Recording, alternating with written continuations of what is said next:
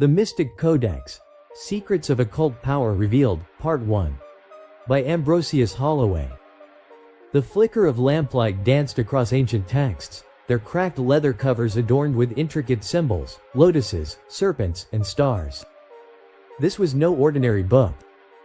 Its contents whispered of a world hidden in plain sight, where the boundaries between the physical and the spiritual blurred, and the mystical forces of the East awaited discovery. The forbidden knowledge. The wind howled outside the ancient library as Professor Armand slipped through the creaking door, clutching a worn manuscript. Its leather binding was cracked, the title long faded. This was no ordinary book. It was a key, a map to secrets buried in the shadows of history. Secrets that many had killed to keep hidden. This volume is not for the faint-hearted. It is a testament to untamed curiosity, to those relentless souls who chase the unknown, occult truths, magical arts, and the raw spiritual power locked within the human soul. Within these pages lies a labyrinth of forbidden knowledge: Hindu and natural magic, Indian occultism, the Kabbalah, celestial and ceremonial rituals, alchemy, and the haunting mysteries of spiritism. But tread carefully. Every chapter, every line, is steeped in painstaking research, drawn from ancient tomes, whispered traditions, and the secret archives of forgotten scholars. This is not merely a book. It is a weapon, forged from centuries of hidden wisdom and human obsession. The narrative plunges into the lives of legendary philosophers and adepts, unearthing their stories with razor-sharp precision. Heroes and heretics, visionaries and villains, they emerge as more than myths, their deeds as chillingly real as the experiments detailed within. These are not the dusty legends of old. They are the architects of a science that straddles the line between the miraculous and the macabre. As you delve deeper, the stakes escalate. Detailed experiments, some grounded in the simple clash of active and passive forces, others harnessing the ethereal currents of astral influence, unfold like a symphony of danger and discovery. This isn't just a journey into the past, it's an invitation to outpace the ancients. What they called magic, we might now call science. Yet their wonders remain, tantalizingly out of reach, waiting for bold souls to seize them once more. And with modern tools at your disposal, who's to say what heights you might achieve? But knowledge comes at a cost. For centuries, the world turned its back on these arts, branding them as relics of a darker time. Now, as enlightenment dawns and whispers of ancient power resurface, the allure of this forbidden craft grows. The curious and the brave are drawn to it, despite the steep price of entry. To save you from the perils of misguided pursuit, I have distilled these teachings into a single, electrifying tome. It is a guide, a challenge, and a warning. From the mystical depths of Hindu ceremonial magic to the intricacies of talismanic rituals, the Mystic Codex stands as both a shield and a beacon. But beware. This knowledge is not for casual dalliances or fleeting curiosity. It will test you, unravel you, and rebuild you. If you are ready, continue. If not, stop watching now and walk away. The choice is yours, but know this: once the door to these mysteries is opened, it cannot be closed. The storm outside raged on as the professor's fingers lingered over the first line. Somewhere in the distance, a shadow moved. And so, the journey began. The moon hung low, casting a ghostly glow over the ancient study where the pages of this forbidden volume crackled like whispers in the dark. Every word pulsed with power, a lifeline for those daring enough to grasp it. Here, amidst the dim flicker of candles, a secret universe unfolded. A world of natural magic.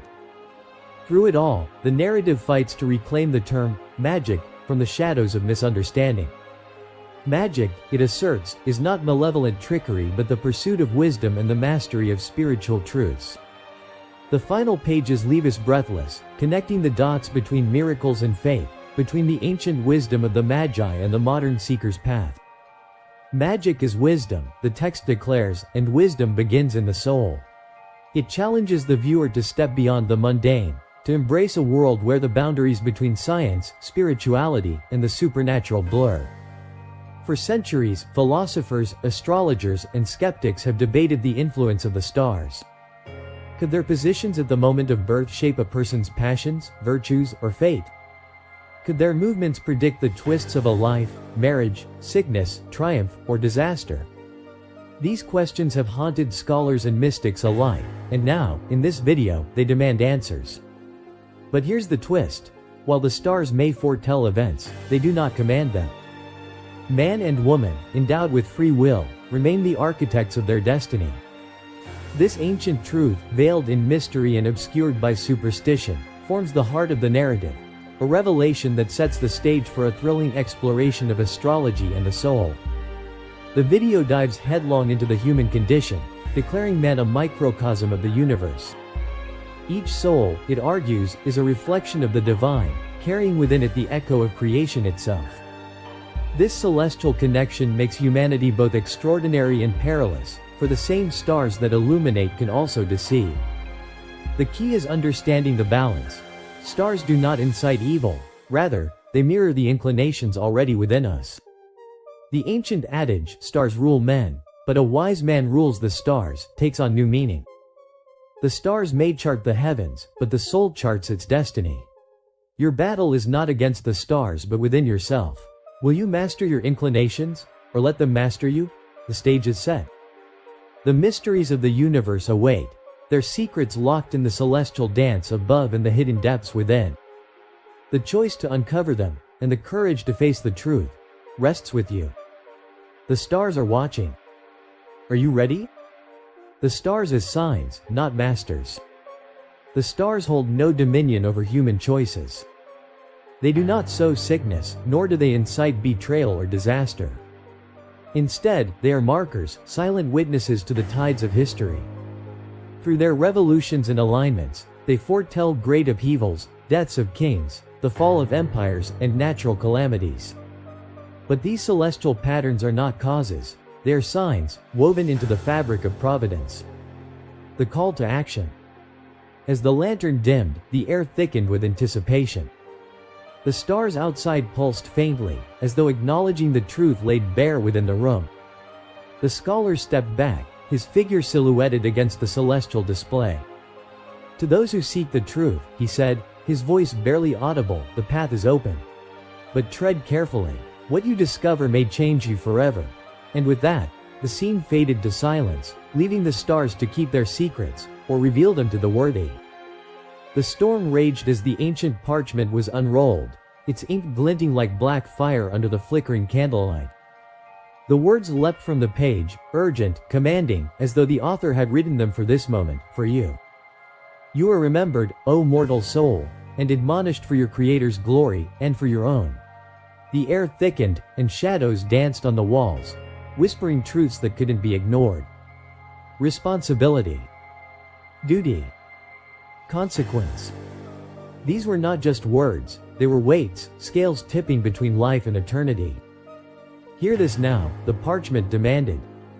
"Your responsibility is vast as the reach of your power. A man's grade on earth, and beyond, was measured not by his desires, but by what he carried. Strength was not a gift but a burden, an unyielding demand. The images filled your mind, stark and vivid. A man with the power to carry four, bearing only one. His failure carved into his soul, his grade slashed to a quarter of what it could have been. Another man, staggering yet triumphant beneath the weight of four, ascending to full glory. One can feed one, another can sustain 1,000, some 100,000. Each soul is graded by their reach, their power, and what they choose to do with it." The candle sputtered. A gust of wind rattled the room.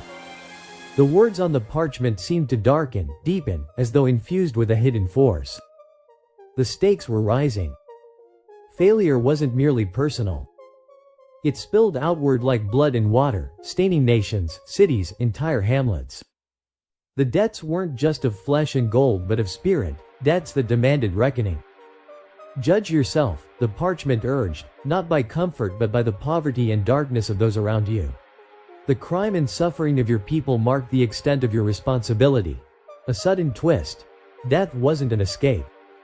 The words struck like a blade, slicing through complacency. In the next life, the burdens left uncarried would cling to the soul like chains, dragging it to the place where labor began anew. A vision flared, kings and queens, emperors on gilded thrones, their splendor eclipsed by the weight of the lives they ruled. For every shadow ignored, every soul abandoned, the scales tilted heavier against them. Their crowns offered no absolution, their empires no sanctuary. The trust imposed does not die with the body. The parchment's words ignited, consuming themselves in a blaze of urgency. In the unseen world, where the scales are eternal, you shall be encumbered with every ounce of what you avoided.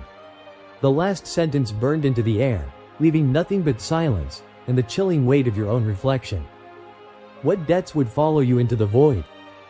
The choice was clear: fulfill the trust, or bear the chains. The storm outside mirrored the storm within. The parchment's fire was now in your veins, its challenge ringing like a war cry. What will you carry? The night echoed with secrets. The candle flickered against the stone walls of the ancient chamber, the faint light illuminating symbols etched into the rock, symbols that had been hidden for centuries. Bang! A sharp sound reverberated through the cavern. Professor Elias Carter froze mid-step, the ancient manuscript clutched tightly in his hands. Was someone else here? Responsibility proportional to ability, he muttered, decoding the symbols. The phrase wasn't just a guideline, it was a warning.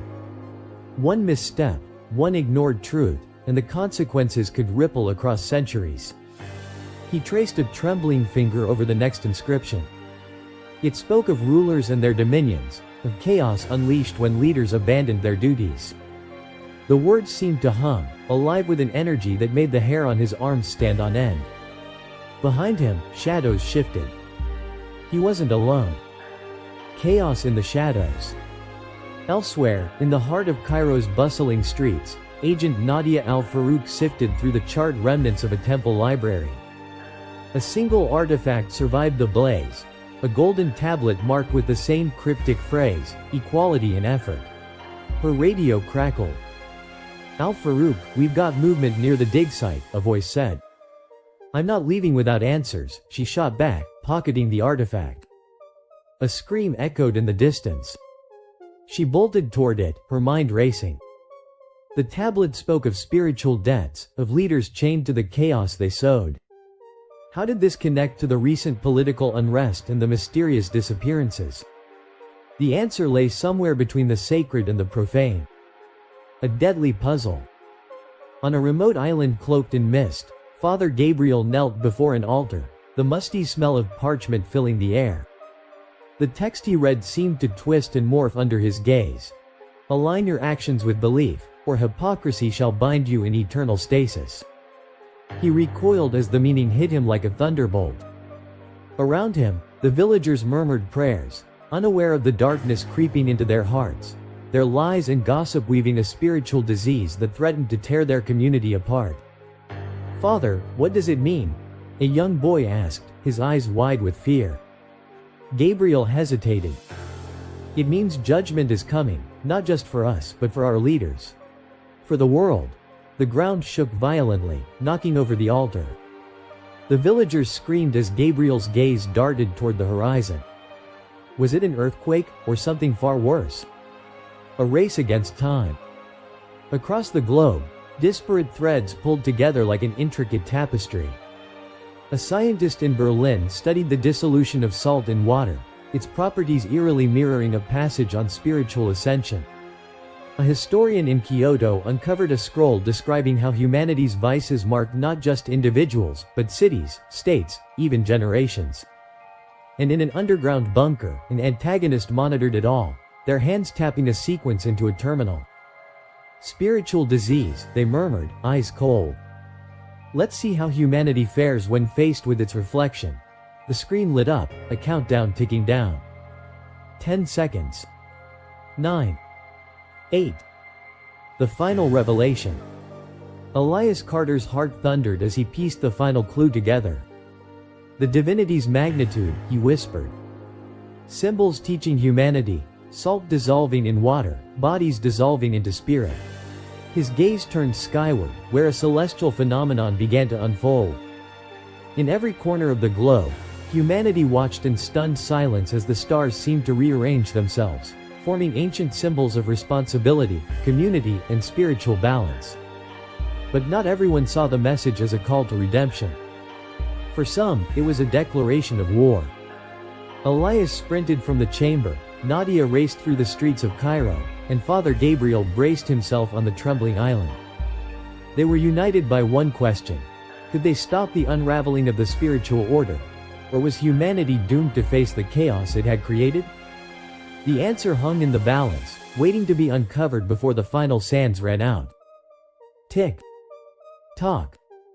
The spirit's reckoning. Elias sprinted through the labyrinthine passages of the ancient temple, the weight of the manuscript pressing on his mind. The flickering torchlight danced on carvings, each more foreboding than the last. One symbol caught his eye: two intertwined figures, one radiant and ascending, the other shadowed and bound by chains. Dual nature of humanity. Their warnings, he muttered, deciphering the glyphs as he ran. The text spoke of humanity's physical and spiritual bodies, created together, yet so often neglected. For those who forsake their spirit, the afterlife would be a barren wasteland. A weakened spirit, crawling among shadows. The sound of footsteps echoed behind him. Someone, or something, was following. Cairo's dilemma. In Cairo, Agent Nadia al-Farouk pieced together fragments of the golden tablet. The symbols painted a stark picture: humanity tethered to material desires, dragging itself into darkness. The tablet's final inscription glowed faintly in the dim light: a society that forgets its spirit crumbles into poverty, crime, and despair. A sharp knock on the door interrupted her thoughts. "Agent, we've found something," her colleague called. Nadia grabbed the artifact and followed, her mind racing. The societal implications weren't just theoretical, they were happening now. Poverty and unrest weren't merely economic failures, they were the fallout of spiritual neglect. In the adjacent room, a hologram flickered to life, revealing a map of cities across the globe. Red pulsating dots marked areas of collapse. The voice of her superior crackled through the speakers. "We've identified a pattern. These cities are spiritual wastelands. The data matches the ancient texts." Nadia's grip on the artifact tightened. "If we don't act, this isn't just history, it's prophecy," Father Gabriel's warning. On the trembling island, Father Gabriel stood before a panicked crowd. "Listen to me," he shouted over the howling winds. "We are not just flesh, we are spirit. Neglecting the divine has brought us to this brink." The villagers murmured, torn between fear and disbelief. Gabriel pressed on. "Cities fall because their spirits rot. They become breeding grounds for druhas, low spirits that feed on our imperfections. These storms, this chaos, it's their doing. If we don't change, we'll invite even greater destruction." A bolt of lightning struck the altar, shattering it into pieces. Gabriel took it as a sign. "The higher spirits have left us. If we don't reclaim our divinity, we'll face ruin." The unseen battle. Far beneath Berlin, a shadowy figure sat in a cavernous command center. Screens displayed images of global unrest, overlaid with cryptic symbols. The antagonist leaned forward, their voice a whisper. "Humanity clings to materialism like a drowning man to a stone. Let them sink." They activated a program, sending waves of disinformation spiraling through global networks. On every screen flashed the same message: trust in the physical. There is no spirit. From the corner of the room, a low growl echoed. The figure turned, their gaze meeting the piercing eyes of a Druja. "We'll use their imperfections against them," the antagonist said. "They'll destroy themselves." Elias's revelation. Back in the temple, Elias stumbled into a grand chamber. The walls glimmered with inscriptions describing the divinity's ultimate work, aiding spirits in ascending beyond earthly desires. The final passage burned into his mind: the glory of the divinity is in helping humanity rise. But if humanity refuses to rise, it will fall. A shadow shifted in the corner of the room. Elias turned to see a figure cloaked in darkness. "You cannot save them," the figure hissed, its voice dripping with malice. They've already chosen their fate. Elias gripped the manuscript. Maybe, but they haven't seen the truth yet, the figure lunged. Elias dove, narrowly avoiding its grasp. You're wrong, he shouted, sprinting toward a spiral staircase that led to the surface. The final stand. The world teetered on the edge of spiritual and societal collapse. Nadia, Gabriel, and Elias each held pieces of the puzzle, but time was running out. Cities continued to decay, their spiritual hierarchies crumbling as higher spirits fled. Drew has thrived, feeding on humanity's imperfections, spreading chaos like a virus. The key lay in reawakening the collective spirit, aligning humanity with its divine purpose. But with forces working to drag the world deeper into darkness, the question loomed. Could humanity remember its spirit before it was too late, or was the fall inevitable? The answer awaited, hidden in the next move of both the heroes and the unseen forces working against them. The clock ticked, and the fate of the world hung in the balance. Tick. Tock. The weight of revelation. Elias burst into the open air, the ancient manuscript clutched to his chest. The cold wind bit at his face, but it was the weight of what he carried that truly chilled him. The teachings within were clear. Humanity had been given sacred revelations for millennia, yet so many ignored them. Knowledge without action was an empty vessel. His mind replayed the final line he had translated: true wisdom is in deeds, not beliefs. He scanned the horizon, where the faint outline of a sprawling city glimmered under the darkening sky. That city, its leaders, its people, was on the brink of collapse. The manuscript had one last directive: judgment begins with the self. Elias had no time to hesitate. A city on the brink. Nadia arrived at the edge of the city's slums, where the golden tablet's warnings seemed to take shape in every shadow. Children scavenged through heaps of trash, their laughter drowned by the distant sound of gunfire. The city, bursting with urban sprawl, was a powder keg of poverty and crime.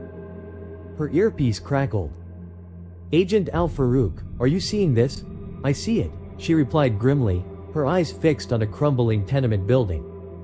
She clutched the artifact tighter. The tablet had called for wisdom and understanding, but where was it in this chaos? Leaders were overwhelmed. Systems were broken. She turned to her colleague. "There's no doctrine that can fix this. This isn't about politics or policy, it's about people. About choice." Her colleague frowned. "What are you saying?" "I'm saying that if we don't make them see the consequences of their actions, this city, this world, is finished." The shadow's manipulation. Far below, in the bunker, the antagonist watched the city's turmoil through dozens of surveillance feeds. "Cities grow like tumors," they said to no one in particular, their tone a mix of disdain and satisfaction. "And with them, their flaws." Behind them, the Druja growled approvingly. On one monitor, a riot broke out near a market square. On another, a politician gave a speech laced with empty promises. The antagonist leaned closer to the screen, a cruel smile spreading. "No doctrine can fix this," they whispered. "Let them burn," Gabriel's plea. On the island, Father Gabriel gathered the villagers beneath the flickering glow of oil lamps. His voice rang out over the restless crowd. "We are writing our destiny with every action," he said, holding a tattered book aloft. "This is your manuscript, your life, your choices. It will determine your spirit's place in the next world. But what can we do?" a man cried. "We're just farmers." Gabriel's gaze was steady. "You can start by taking responsibility, for yourselves, for your families, for each other. The growth of evil thrives in neglect. If we don't fight it here, now, it will consume us all." The ground trembled again, and Gabriel's resolve hardened. "You cannot run from judgment. You must face it." A call to action. Elias reached the city gates, his mind racing with the manuscript's warnings. No doctrine can solve this. Reason and understanding must guide the way. Inside, the city was a cacophony of despair. Beggars lined the streets, children darted between cars, and distant sirens wailed like a grim symphony. He had to find Nadia. Together, they had to act. His phone buzzed. Nadia's voice came through, tense but determined.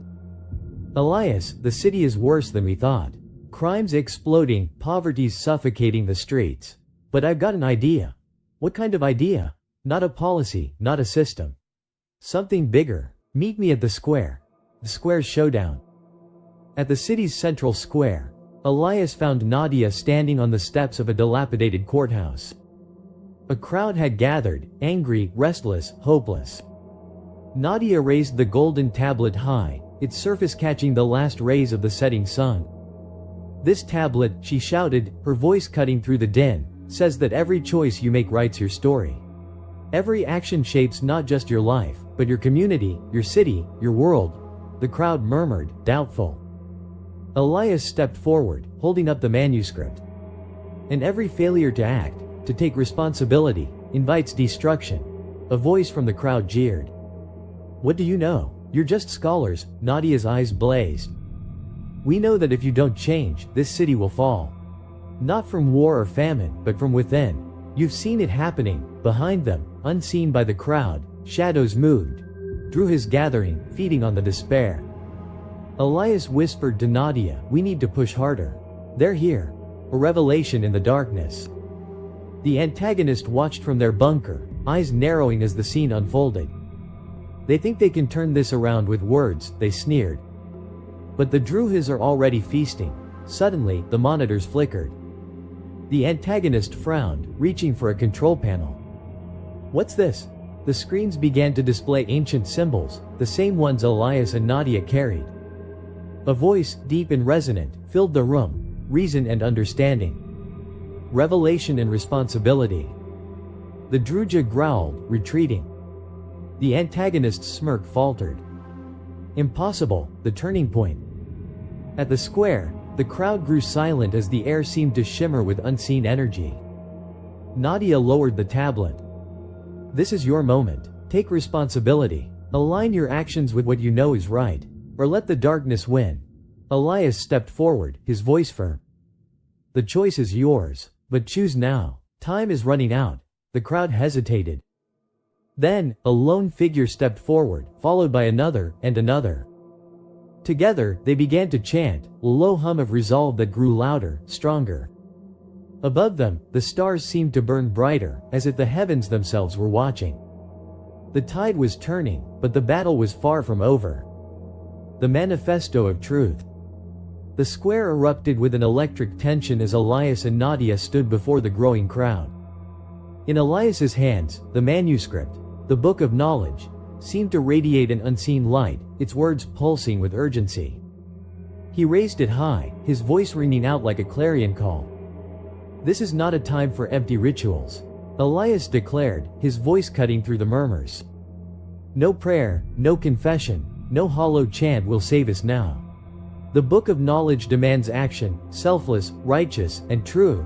The crowd stilled, drawn in by his fervor. Above them, the stormy sky churned as if nature itself awaited their response. A city's reckoning. Nadia stepped forward, gripping the golden tablet. "This city, our world, is a reflection of our neglect," she said, her voice steady but sharp. "We have healed sickness without asking why it exists. We've fed the hungry without ending the systems that keep them starving. The Book of Knowledge calls for prevention, not cure." A man from the crowd shouted, "And who's to blame? The leaders? The clergy?" Elias pointed toward the horizon, where the city skyline loomed, its skyscrapers like jagged teeth against the heavens. "All of us. Leaders, ministers, individuals. The Book of Knowledge rejects old dogmas, outdated doctrines, and blind faith. It calls us to think, to act, to take responsibility." The murmurs grew louder. Some nodded in agreement, others folded their arms, skeptical. The shadows counter. In the bunker, the antagonist leaned back in their chair, their fingers steepled. "Interesting," they murmured, watching the growing energy in the square. The Druja hissed, their forms shifting in the darkness. "They defy the cycle. They preach unity," one growled. The antagonist smirked. "Unity? Ha! Humanity is too fractured, too self-serving. They won't rise, but we'll let them believe they can." With a flick of their hand, the antagonist activated a series of commands. Across the city, screens blinked to life, broadcasting images of chaos, riots, famine, political scandals. The message was clear: the world was irreparably broken. Let them despair, the antagonist whispered. The call to clergy. Back at the square, a young minister stepped forward, his face pale but resolute. What about us? He asked, his voice trembling. Those of us who have preached the old ways, who have clung to outdated teachings. Nadia's gaze softened. You must become what you preach. Purify your body and soul. Stop hiding behind rituals and indulgences that poison the spirit. If you want salvation, you must lead by example. Elias added, your role is not to save others. It is to guide them to truth and unity.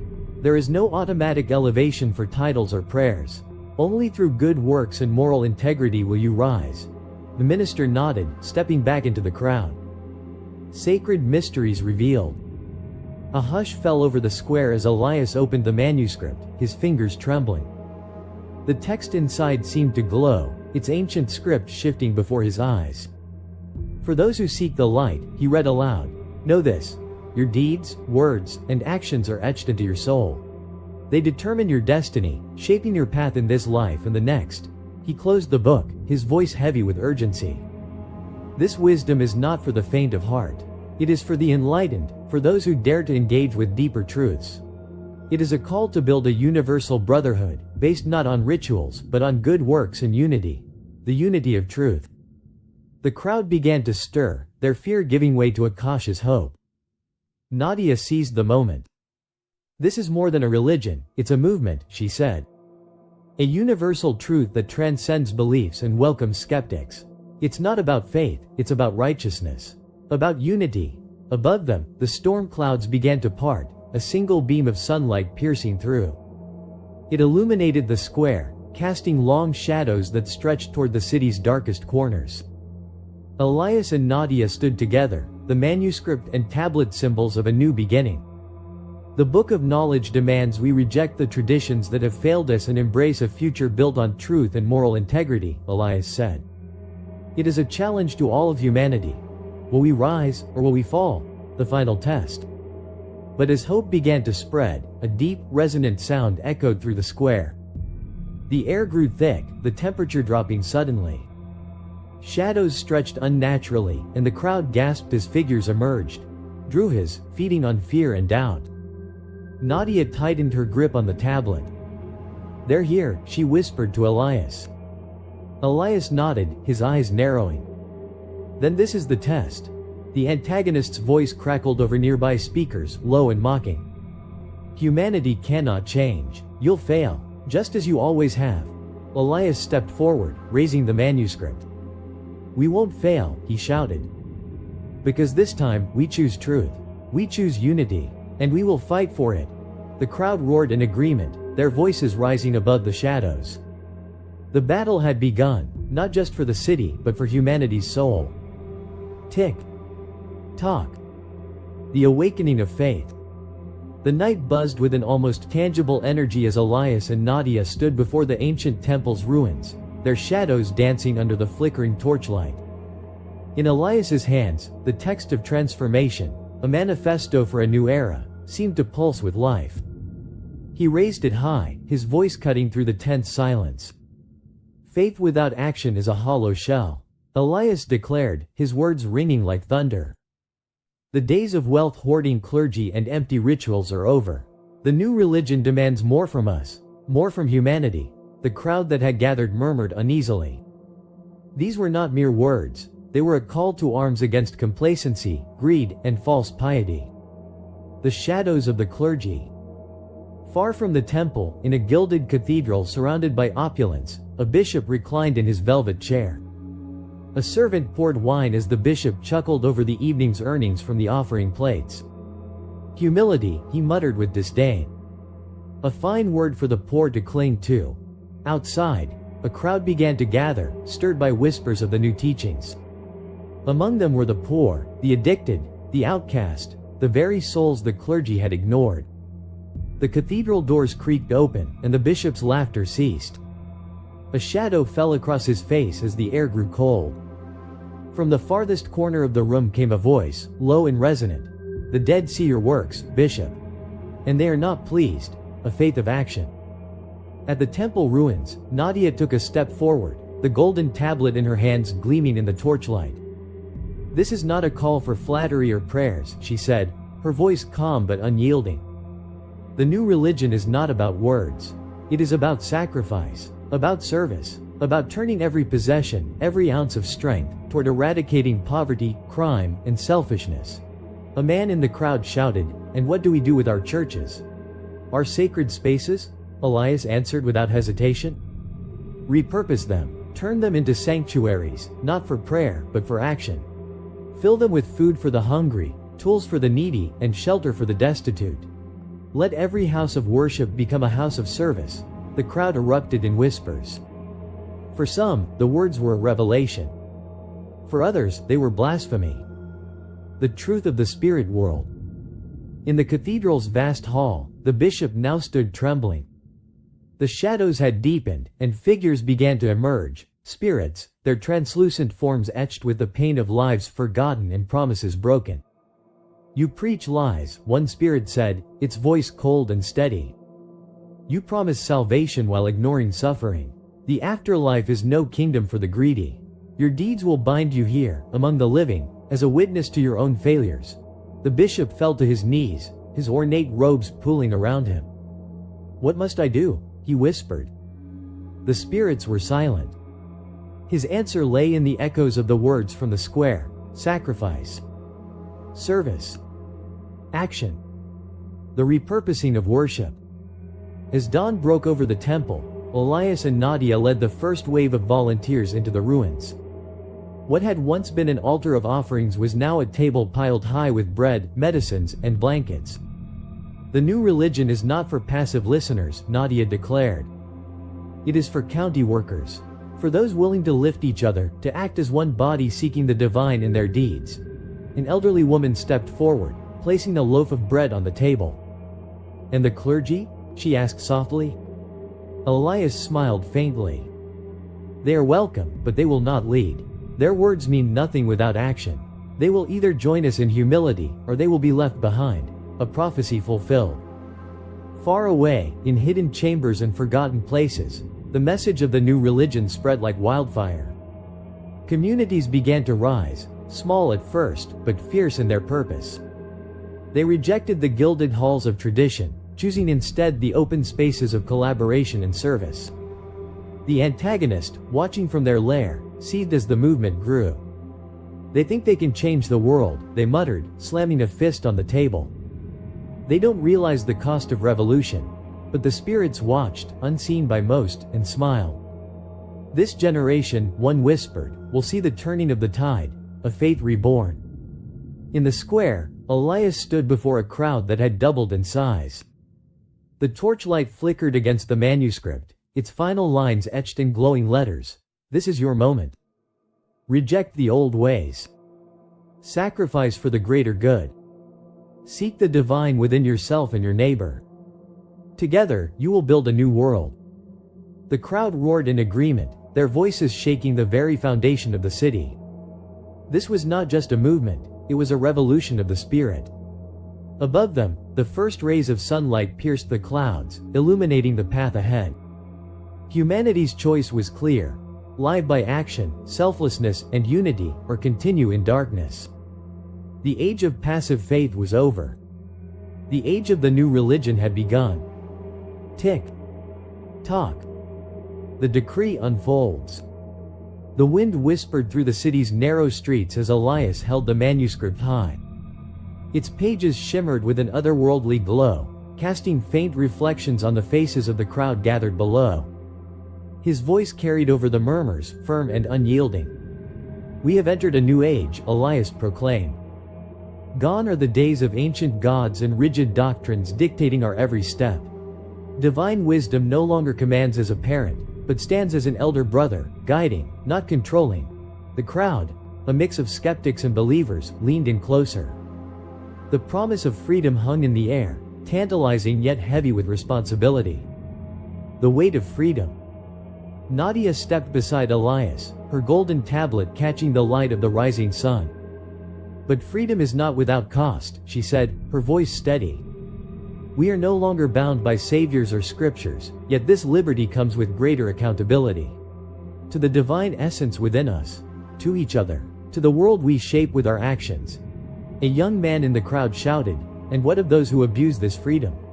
Who lead others astray?" Elias's gaze turned sharp. "They will bear the weight of their actions, not in judgment from above, but in the harm they sow, the trust they break, the lives they tarnish. Each day is a living testament to your integrity. Betray it, and you betray yourself." The shadows of excess. As night fell over the city, the antagonist watched from a high vantage point. Below, the streets teemed with chaos. Newly liberated from old systems, some had embraced excess. Music blared from taverns, drunken revelers spilled into the streets, their cries echoing into the darkness. The antagonist smirked. "Freedom," they muttered. "A gift they don't know how to use. They'll drown in their own indulgence." But a faint shimmer in the air caught their eye. A presence lingered, spirits, unseen but palpable, watching the revelry with silent disapproval. Nadia's words rang in the antagonist's mind. Freedom is not a license for excess. It is an opportunity to educate, to uplift, to grow. The limits of revelation. Elias sat by the temple's crumbling altar, surrounded by a circle of villagers. Their questions came fast and urgent. Do spirits know the truth of the afterlife? Can they guide us to salvation? Elias took a deep breath, choosing his words carefully. Spirits can offer glimpses, fragments of understanding, but they are not omniscient. Many deny the existence of hell, Satan, or divine figures, not out of deceit, but because their understanding is incomplete. A woman's voice trembled. Then what can we trust? Truth reveals itself in time, Elias said. Even spirits tire of their limited existence and seek higher wisdom. Their journey mirrors our own, gradual, patient, and guided by the principles of righteousness, the yearning for light. At the cathedral, the bishop stood alone, his ornate robes stripped away. The spirits that had haunted him earlier were gone, but their message lingered. For the first time, he felt the stirring of something beyond fear, a yearning for truth. He knelt before the altar, his hands trembling. "I see now," he whispered. "The commandments of divine wisdom are not chains but pathways. I wish to walk them." The air grew warm, a soft light filling the room. A voice, gentle, firm, spoke from within. "Then rise, and lead by example." The march toward enlightenment. Back at the square, Elias and Nadia stood side by side, their voices harmonizing as they addressed the growing crowd. "This freedom is not the end of the journey, it is the beginning," Nadia said. "A chance to embrace gradual enlightenment, to yearn for purity and resurrection to higher realms." Elias raised the manuscript. "Divine wisdom is patient. It waits for us to fulfill its commandments, not through fear, but through love, understanding, and action." A man stepped forward, his face weathered but determined. "What must we do?" "Live as examples," Elias said. "Teach others the responsibilities of freedom. Guide them away from excess and toward accountability. Enlightenment will come. Not all at once, but step by step, the prophecy of growth." The antagonist watched as the crowd dispersed, their torches lighting the darkened streets. For the first time, doubt flickered across their face. "They believe they can grow," they muttered. "That they can balance freedom with accountability." A voice, soft, ancient, whispered from the shadows. "And they can." The antagonist spun around, but no one was there. Only the distant sound of voices rising in unity, their hope cutting through the night like the first light of dawn. The age of control was over. The age of freedom and responsibility had begun. Humanity's journey toward enlightenment was underway. Tick. Tock. The call to purpose. The crowd in the square had grown quiet as Elias began to speak. The manuscript in his hands glowed faintly, as though infused with the power of the very truths it contained. "The commandments of divine wisdom are not burdens," he said, his voice steady and resolute.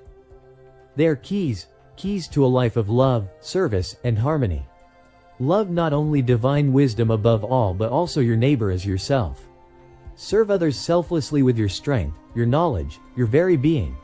Nadia stepped forward, holding the golden tablet. This is not about personal gain or spiritual isolation. It is about action, about making others rejoice in your presence, living as an example of goodness and righteousness. The crowd murmured, faces reflecting both hope and skepticism.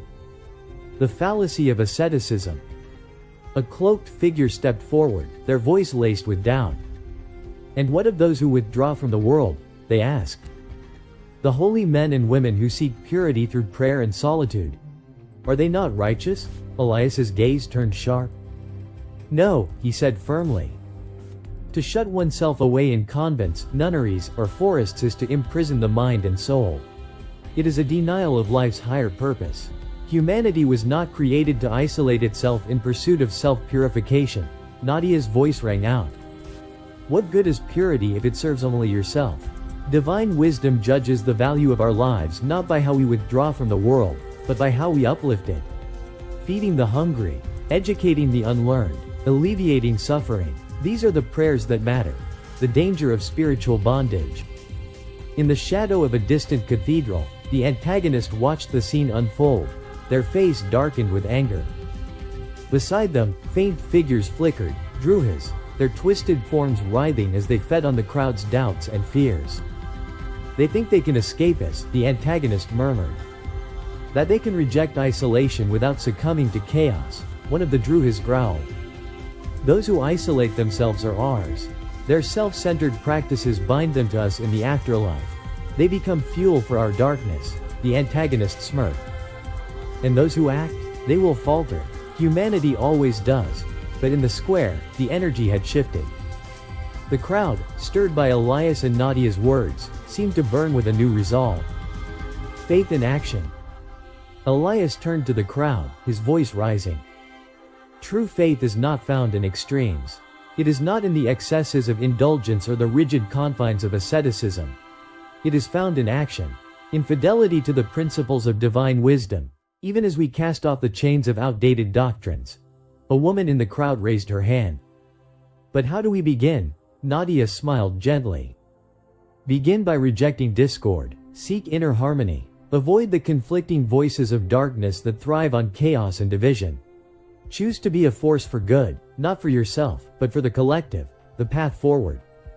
The cloaked figure stepped closer, their face now visible, a weary monk, his robes frayed from years of solitude. I see it now, he said softly. My prayers, my confessions, they were for nothing. I have served only myself. Then join us, Elias said, extending a hand. Use your talents for the greater good. The Creator gave them to you not for isolation, but for service. The monk hesitated, then grasped Elias's hand. The crowd erupted in applause, their voices carrying a newfound unity. A revolution of service. Across the city, the message spread like wildfire. Churches and temples were repurposed into centers of service. Altars became tables for feeding the hungry. Pews were replaced with classrooms for the unlearned. Even the cathedral, once a bastion of wealth and isolation, opened its doors to the poor and the needy. The bishop, stripped of his ornate robes, worked alongside the people he once ignored, his hands calloused from labor but his spirit lighter than it had ever been. The test of selflessness. Far above the city, the antagonist paced furiously. They think this will save them, they hissed. But selflessness is a fragile thing. It will break under the weight of reality. The spirits, now glowing with a faint light, began to gather. One of them spoke, its voice soft but firm. Selflessness does not break, it strengthens. Humanity's purpose has always been to serve. They are beginning to remember the greater good. Back in the square, Elias stood before the crowd, the manuscript open in his hands. Its final lines seemed to blaze with light. You were not made to seek your own purity but to purify the world through your actions. Abandon rituals that serve no one. Embrace love, service, and wisdom. This is the path to true liberation. The crowd roared in agreement, their voices rising as one. The age of empty rituals was over. The age of action had begun. Humanity's purpose was clear: to serve, to love, and to grow together. Tick. Tock. The rise of accountability. The square brimmed with restless energy as Elias unfurled the manuscript, its pages blazing with the light of truths long ignored. The crowd had swelled, a mix of impoverished families, skeptical officials, and hopeful reformers. Charity, Elias began, his voice steady but sharp, is not the act of throwing crumbs to the starving or old clothes to the poor. It is the eradication of the hunger and poverty that demand such acts in the first place. Temporary aid is no aid at all. Murmurs rippled through the crowd. A merchant raised his hand. What, then, should we do? Stop helping altogether? No, Elias replied, stepping forward. But help in ways that last. Feed, yes, but teach. Clothe, yes, but educate. Empower others to stand on their own and uplift those around them. A new kind of charity. Nadia held up the golden tablet, her voice slicing through the murmurs. Charity that creates dependency is wasteful. True giving builds independence. It equips recipients with the skills, knowledge, and tools to help others in turn. That is the only charity worth pursuing. A young woman stepped forward, a child in her arms. But what of those who have nothing? Focus on the children, Nadia said, her tone softening. They are the future. Educate them, nurture them, and they will become the leaders who transform this broken system. Charity must plant seeds that endure. Elias nodded, adding, and charities themselves must be built to last, not monuments to their founders' egos, but institutions designed to thrive beyond any one lifetime. Anything less is negligence, the failure of governments. From the edge of the crowd, a disheveled man raised his voice. What about governments? They've abandoned us. They take, but they don't give. Elias's eyes darkened. Governments are meant to protect, to foster justice and development as a father protects and guides his family. When they act as tyrants, treating the people as servants, they invite anarchy and revolution. The crowd erupted in agreement, shouts of frustration and pain echoing through the square. Nadia raised her hands, silencing them. When governments fail to provide liberty, education, and opportunity, they lose the protection of divine wisdom. Societal decline, rebellion, and collapse are the natural consequences of injustice and oppression, a systemic revolution. Across the city, whispers of the movement began to spread. Churches repurposed as centers of action. Charitable organizations dismantling their ineffective models and building schools, training centers, and sustainable food systems. But in the shadows, the antagonist watched with a sinister smile. Let them believe they can fix this, they murmured. Systems are corrupt because humanity is corrupt. Their revolution will collapse under the weight of its own hypocrisy. The spirits lingered near, their faint forms glowing. One spoke, its voice resonant. Perhaps humanity will falter, but they will rise again. It is the nature of growth. Every failure teaches the cost of injustice. As night fell, Elias addressed the crowd one last time. Governments must remember their purpose: to uplift the people, to create harmony and justice. When they fail, the burden of change falls to us. And if they won't change? A voice asked. Then they will collapse, Elias said simply.